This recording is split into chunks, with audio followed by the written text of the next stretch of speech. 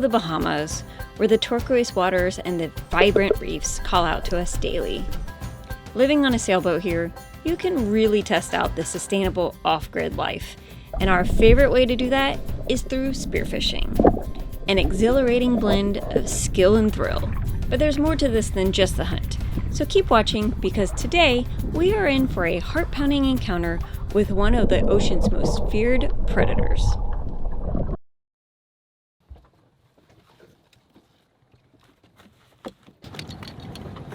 Here in the Bahamas, you can't use a spear gun. You can only use spear poles, which is what we have.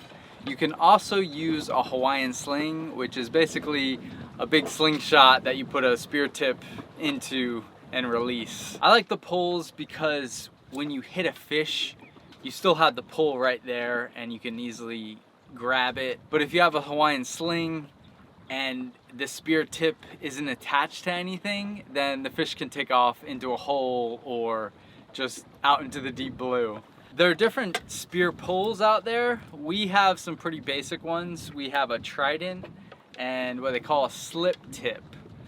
They call it a slip tip because when you puncture something and pull the pole back out, this comes undone and stays attached to whatever you hit. So then it kind of flops around. Is that your fish? Yeah, this is the fish. It flops around and it can't get loose. Well, hopefully you stone it, but... Well, you know. But with the trident, if you hit it, it can wiggle its way off. Same with just a regular fixed spear. They do have ones with little flappers on them, but I've only had semi-good success with that. I've had great success with these. These, they still can get off if you don't fully puncture the fish. So you do got to make sure you get a nice solid hit. We use just some rubber hose that's reinforced, but you could just use regular hose just to protect the tip, especially transporting these in the dinghy. We don't want any accidental punctures, right, Billy? There are better spears out there that I would love to test out or add to my repertoire, but yeah. The way the spear pole works, you get all the force from your rubber band, and the way you load it up, you just slide your hand in like so, and then you use your other hand and pull back as far as you can, and then you can release. Everything works a lot smoother underwater because there's a lot less friction. Out of the water, everything's really got a lot of grip. But that's actually another good point. It's nice to have something to grab onto. So I put some of these grommets up here to give me a better grip, and I wear gloves. The gloves have a nice rough pad that gives me a lot more grip in the water.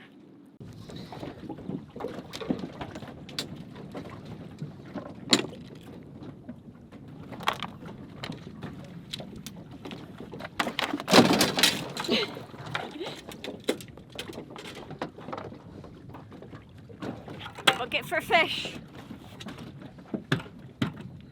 Also, other things that we have is an anchor with chain because it could be rocky out there. And also enough line to get all the way to the bottom, depending on how deep you go. Got a towel. Communications, because our phones don't work off the boat, but I'm gonna use it for navigation. Sunblock. Snacks, because you have no idea how long Beau's gonna take. Hunting. Hat for that reason. Cover up. Agua. And our underwater camera case.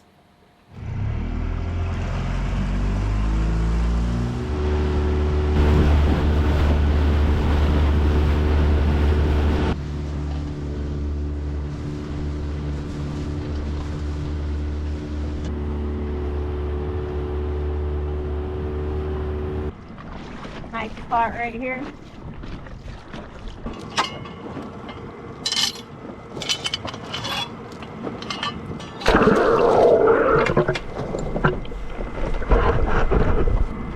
Probably good, huh? Yeah.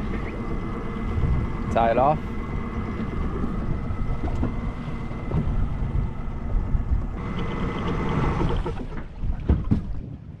Another part of our freediving gear are suits. Because we are warm-blooded creatures, we like to stay warm. And also it helps you stay down longer, especially if you're going deeper. It gets cooler as you get down in the water. But the longer we can be out here, the better. More opportunity to get more fish. These are a little archaic, but they still work. Our weight belts. Because we are wearing wetsuits, we need a little bit extra weight to bring us down to the ground to get to these species.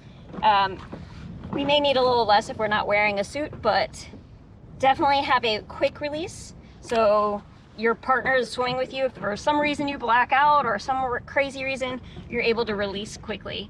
That's what we were taught in scuba diving class. I think the booties help because I actually get chafe from my fins.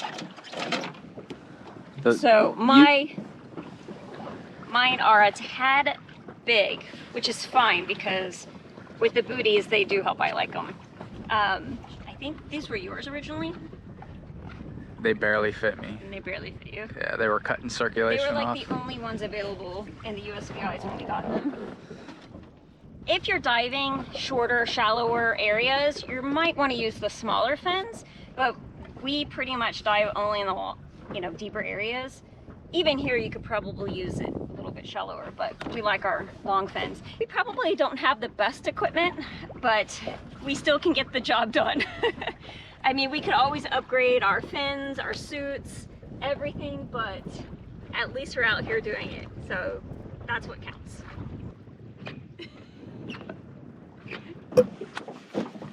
Highly recommend getting a dive knife, especially if you're fishing, because it's best to kill the fish immediately. That way he doesn't thrash around and attract sharks. We have titanium ones, which are really nice because they stay pretty sharp and they won't rust. Beau likes to wear them up on his thigh. I like it up at my thigh because it's easy to access. It's like right there and within my hand reach. Like a lot of people put them on their calves, but you have to make sure you can get to it. This is always here. Like I'm always gonna be able to get to it. It's just easier for me. Quick draw McGraw.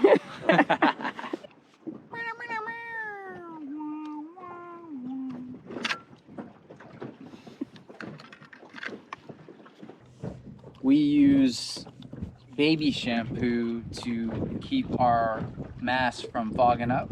You can use spit, but we like the baby shampoo. It works pretty well. You want to get a mask that fits well and doesn't hurt. I got this nice brow that can hurt if I get the wrong shaped mask. And get a regular, straight up, simple snorkel. We have these and they're always getting water in them. I'm not sure what type these are. They're like anti-water, but they don't work that well. I would like to give a tip and hint to the people whose husbands / partners / whoever like to snorkel away on their own. Get them a bright yellow snorkel so you can always find them in the water. It's like putting a GPS on your children. Yes. Before we swim away from the dinghy, we make sure the anchor's set. We try to keep an eye on it even when we're off diving. The last thing we want is it drifting away as we're swimming after it with a fresh catch.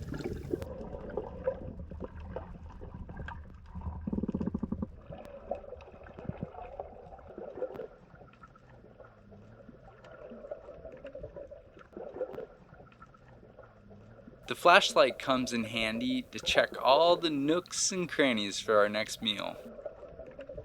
Ooh, a lionfish. They're probably one of the easiest fish to spear because they don't have any natural predators and aren't really afraid of us, especially me because I can't hit him to save my life.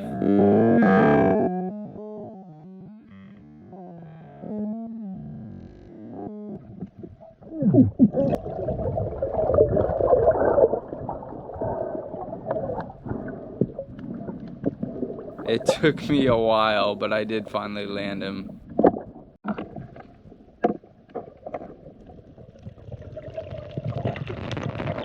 Finally. It's actually not that big. Oh, looks bigger underwater.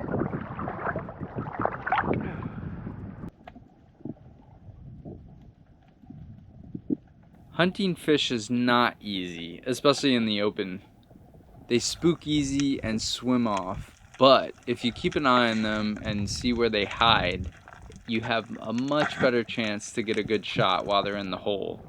Like this Nassau grouper that went into a little hidey hole. One downside to holing a fish and shooting it in the hole is that they wedge themselves in nice and tight. So it takes a little bit of finagling to get them out. When you're out in the ocean, never let your guard down, because you never know what's lurking just out of sight. This bull shark kept his distance, but did get brave enough to come up and investigate us. I had to scare him off to get the grouper into the dinghy before he realized he's a lot bigger and scarier than us. Yeah.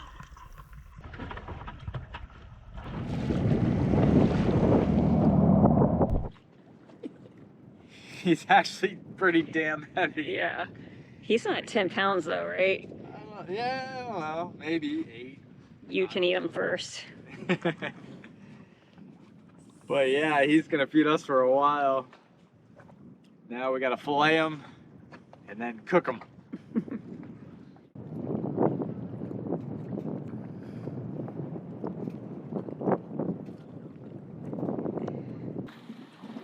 No better way to cook up this fish than on a bonfire.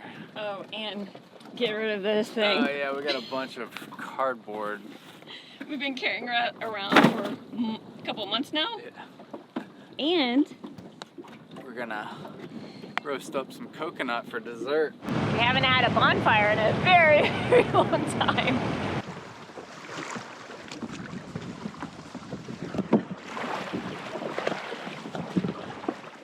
Today's outdoor restaurant.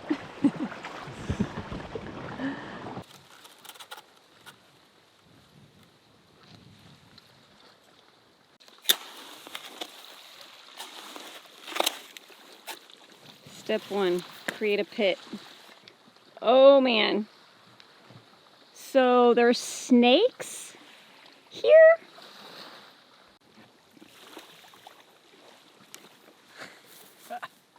You think he's poisonous? I don't know. I don't think he wants us here. He's definitely checking us out. Bohemian snake. I don't think this guy wants us here. He's literally staring at the pit Beau just dug.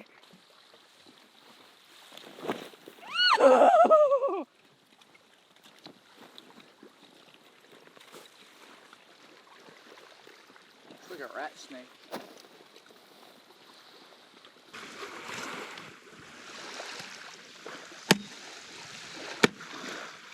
This rock's a nice little holder, coconut holder.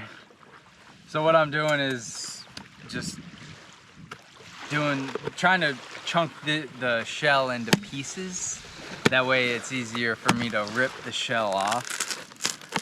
And the smaller the pieces are, the easier it is, because the hair in between the shell and the coconut, it's really hard to get off.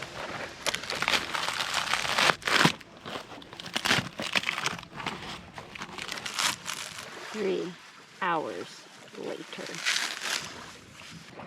Coconut! It's got a little water in it. Oh, it's coming out the other side. Is it good? It's sweet.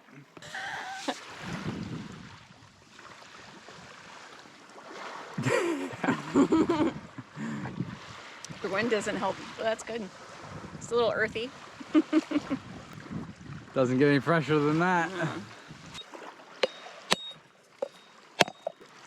Ooh. Yum. That looks good. Yeah.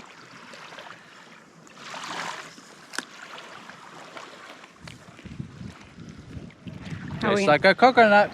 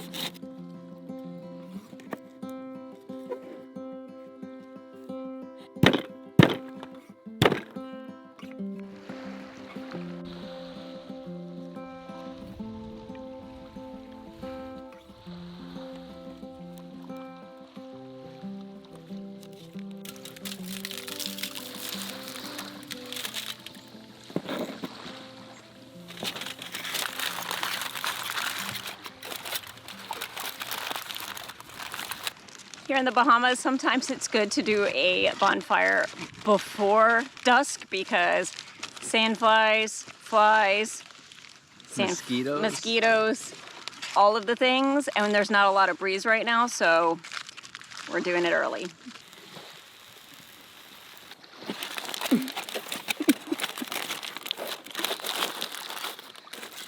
Everything in tinfoil.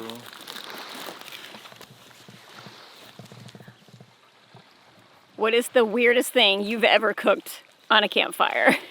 Ours would be heart of palm noodles. Yeah.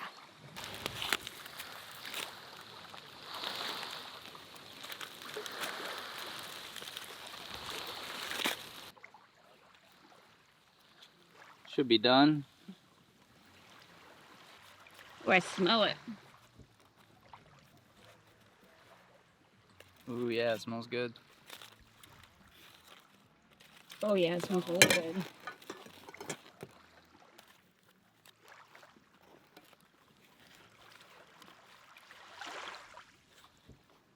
Pesto. Not your average campfire food. It's bougie. Catch on fire. I'm trying not to. I don't remember inviting flies to the dinner, but they seem to have invited themselves. They did. They think it smells good too.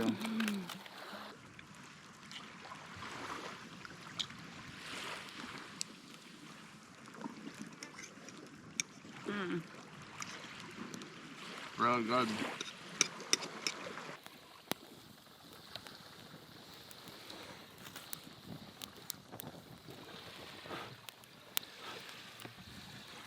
Toasted coconut. You gotta try this. It's so good. Toasty. Ooh. That part right there, Yeah, that's where it's at. that's delicious. It's like caramelized. Mmm. All right, well, the no-seams are starting to come out, so we should make this quick.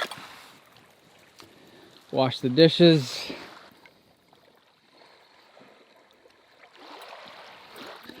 Little sand scrub. Most important part. Make sure it's out. And we're out of here. Thanks so much for watching. We appreciate you being here. And be sure to check out our Patreon page to catch up to real time with us.